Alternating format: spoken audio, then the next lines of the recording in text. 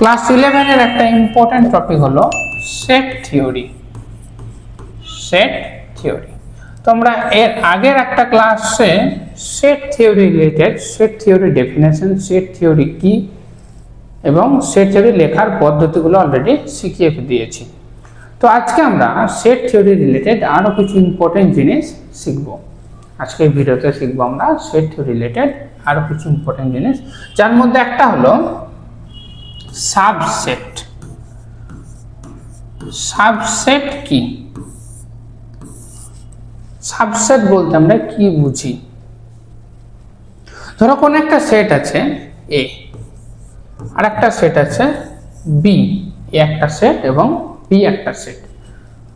যদি তোমরা দেখো যে এ সেটের প্রত্যেকটা এলিমেন্ট বি সেটের মধ্যে ভরা আছে, এ সেটের এ একটা সেট আর বি একটা সেট, তুমি দেখছো এ সেটের প্রত্যেকটা এলিমেন্ট বি সেটের মধ্যেই ভরা আছে, তাহলে আমরা কি বলবো? এ সেটটাকে বলবো বি এর সাবসেট।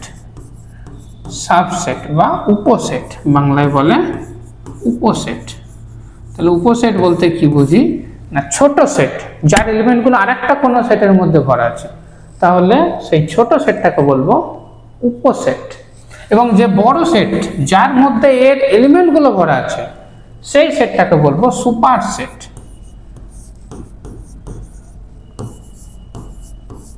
সেটাকে বলবো সুপার সেট। সাবসেট এবং সুপার সেট বোঝাতে পারলাম।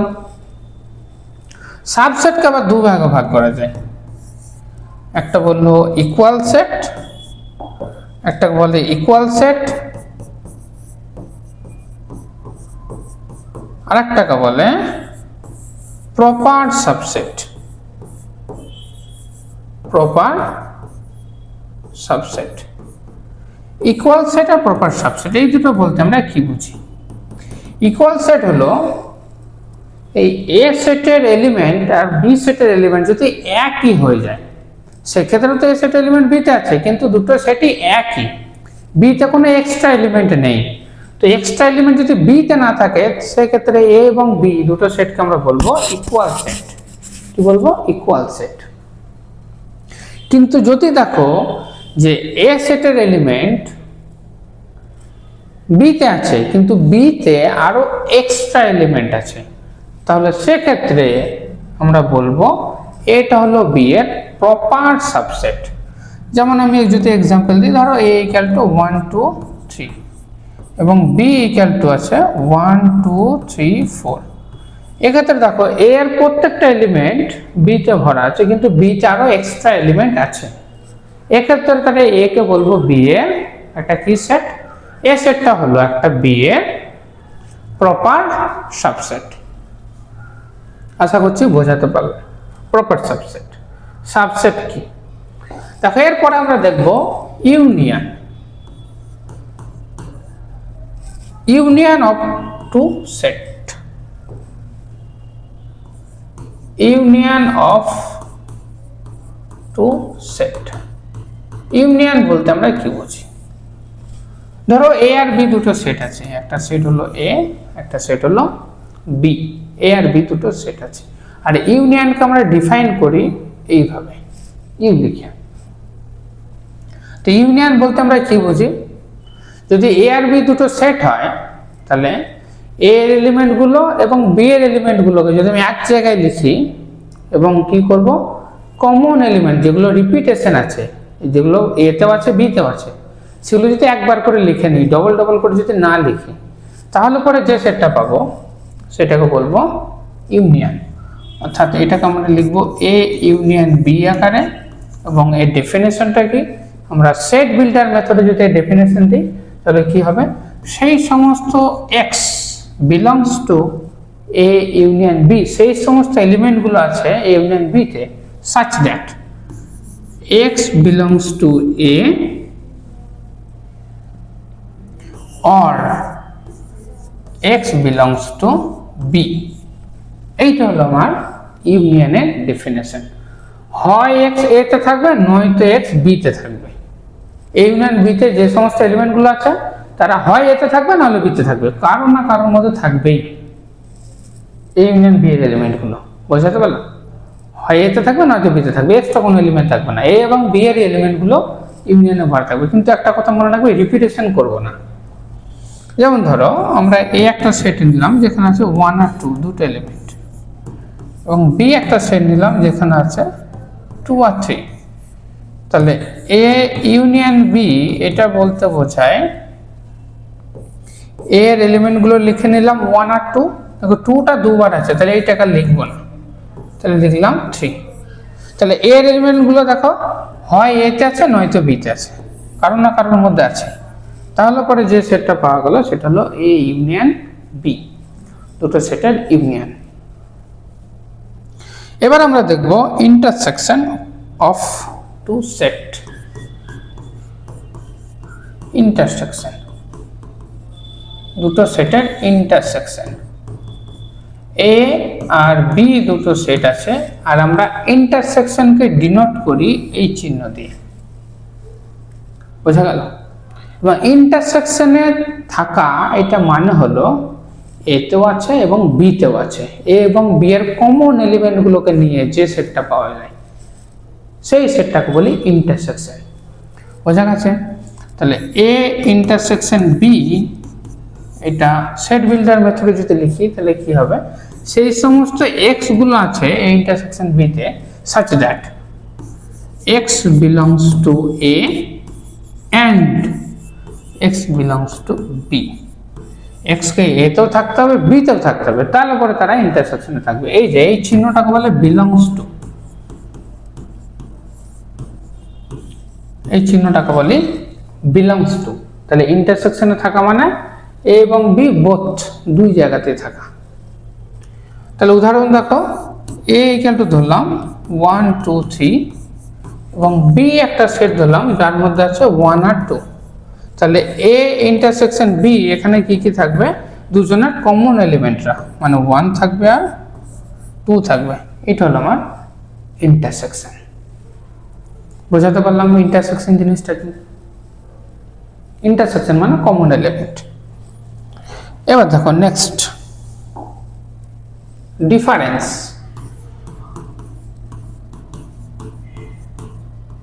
ডিফারেন্স অফ টু সেট, এটাকে আমরা ডিনোট করি এই চিহ্ন দিয়ে, বিয়োগের মতো। এ এবং বি যদি দুটো সেট হয় তাহলে এ মাইনাস বি বা এ ডিফারেন্স বি, এটা কি? এটা হলো এ সেটের মধ্যে থেকে যদি বি সেটকে বাদ দিয়ে দিই, এ সেট থেকে যদি বি কে ডিলিট করে দিই, যে বি সেটের এলিমেন্টগুলো এর মধ্যে ভরা আছে তাদেরকে যদি ছুঁড়ে ফেলে দিই, তাহলে পরে বাকি যে এলিমেন্টগুলো পড়ে থাকবে তার সেটটাকে বলি ডিফারেন্স সেট। বোঝাতে পারলাম? এটার মানে হলো তাহলে সেই সমস্ত এক্স গুলো আছে such that x belongs to a, x তো a তো থাকবে, and x not belongs to b, x গুলো b তে থাকবে না। তাহলে এটা হবে আমার ডিফারেন্সের সেট। উদাহরণ কি ধরলাম, এ একটা সেট আছে ধরো 1 2 3, আর বি একটা সেট আছে যার মধ্যে এলিমেন্ট আছে শুধুমাত্র 1। তাহলে এ ডিফারেন্স বি এখানে থাকবে, দেখো 1টাকে আমি বাদ দিয়ে দেবো, এর থেকে 1কে বাদ দিয়ে দেবো, তাহলে পরে থাকবে 2 আর 3। এই 2 আর 3 কে নিয়ে যে সেটটা পাওয়া গেল সেটা হলো ডিফারেন্সের সেট। আর সেটকে আমরা সবসময় সেকেন্ড ব্র্যাকেটের মধ্যে লিখি, মনে রাখবে। এটা গেল আমার ডিফারেন্স। এবার আমরা দেখব সূচক সেট। সূচক সেট ইংরেজিতে কি বলে? Power set. পাওয়ার সেট কি? ধরো একটা কোনো সেট আছে, এই একটা সেট আছে যার মধ্যে এলিমেন্ট আছে 1 আর 2। তাহলে পাওয়ার সেট অফ এ, এইটা বলতে আমরা বুঝি এ সেটের এলিমেন্টগুলোকে কাজে লাগিয়ে আমরা যতগুলো সাবসেট বানাতে পারবো, সেই টোটাল সাবসেটগুলোকে নিয়ে একটা যে সেট পাবো সেটাই হলো একটা পাওয়ার সেট। বুঝতে পারলাম? এ সেটের এলিমেন্টগুলোকে কাজে লাগিয়ে আমি যটা সাবসেট বানাতে পারবো সেগুলো যদি আরেকটা কোনো সেটের মধ্যে ভরে দিই তাহলে সেটা হয়ে যাবে একটা পাওয়ার সেট বা সূচক সেট। যেমন ধরো এর মধ্যে এলিমেন্ট আছে দুটো, 1 আর 2। আমি কি করলাম, 1কে শুধুমাত্র 1কে নিয়ে একটা সেট বানালাম, শুধুমাত্র 2কে নিয়ে একটা সেট বানালাম, বা 1 আর 2 দুটোকেই নিলাম, 1 আর 2 দুটোকেই নিলাম। তাহলে এই তিনটে সেট তুমি বানাতে পারছো 1 আর 2কে নিয়ে। এছাড়াও আরেকটা সেট তুমি বানাতে পারো 5, যেটা তুমি কাউকেই নিলে না, 1 আর 2 কাউকেই নিলে না। তাহলে পরে এই চারটে যে সেট পেলে সেইটাকে যদি আমি আরেকটা সেটের মধ্যে ভরে দিই, তাহলে সেই সেটটাকে বলা হবে পাওয়ার সেট অফ এ। তাহলে তোমাদেরকে আমি টাস্ক দিই, এ যদি একটা সেট হয় 1 2 3, এই তিনটে এলিমেন্ট আছে, তাহলে তোমরা বার করবে পাওয়ার সেট অফ এটা কত হয়। এটা তোমাদের হোমওয়ার্ক, এটা তোমরা ক্যালকুলেট করবে এর মধ্যে কি কি এলিমেন্ট থাকবে। তাহলে দেখো তোমরা বুঝতে পারছো এখানে পাওয়ার সেট অফ এর মধ্যে কতগুলো এলিমেন্ট আছে। দেখো 4টে এলিমেন্ট আছে, 1 2 3 4, মানে এটাকে লিখতে পারি আমি 2 এর স্কোয়ার। এখান থেকে আমি একটা ফর্মুলা জেনারেট করতে পারি। সেই ফর্মুলাটা কি না, পাওয়ার সেট অফ এর মধ্যে টোটাল কতগুলো এলিমেন্ট আছে সেইটার সংখ্যাটা কিভাবে পাওয়া যায়। যদি এ একটা সেট থাকে আর এর মধ্যে এলিমেন্ট যদি এনটা থাকে, তাহলে পাওয়ার সেট অফ এন এর মধ্যে এলিমেন্ট থাকবে 2 টু দ্য পাওয়ার এনটা। দেখো এখান থেকে পাচ্ছ 2 টু দ্য পাওয়ার এনটা। যদি তোমাকে বলে প্রপার এলিমেন্ট, প্রপার সাবসেট কতগুলো আছে, পাওয়ার সেট অফ এর মধ্যে প্রপার সাবসেট কতগুলো আছে, তখন তুমি কি করবে, এই এলিমেন্টটাকে বাদ দিয়ে দেবে।